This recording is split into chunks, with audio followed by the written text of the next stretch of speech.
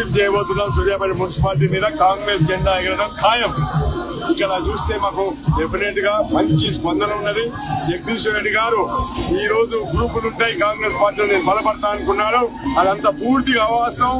అందరం గెలుపు ఒకటే లక్ష్యంగా ముఖ్యమంత్రి గారు మంత్రి ఉత్తమ్ కుమార్ గారి సమక్షంలో ఇక్కడ అందరం బ్రహ్మాండంగా కోఆర్డినేట్ చేసుకుంటున్నాం. మీరు ఎక్కడ చూసినా చూడండి ఇంత ఉత్సాహంగా ఇది వేల మంది ఈ రోజు వచ్చి మంత్రి గారు వస్తున్నారంటే స్వాగతం పలకడానికి మీ అందరం వచ్చినాం.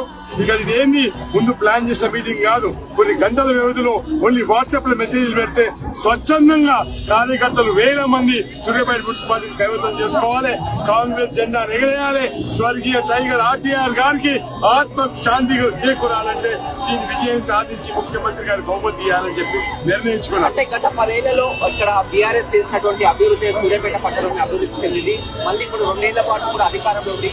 ఏం అభివృద్ధి చేశారు? ఖచ్చితంగా ప్రజలు కాంగ్రెస్ పార్టీని నమ్మేలా లేరని కూడా మాజీ మంత్రి చెప్తున్నారు. జగదీశ్వర్ రెడ్డి గారు 10 సంవత్సరాల అధికారంలో ఉండి కేసీఆర్ గారికి నంబర్ 2 గా ఉండి సూర్యాపేట చేసింది శూన్యం.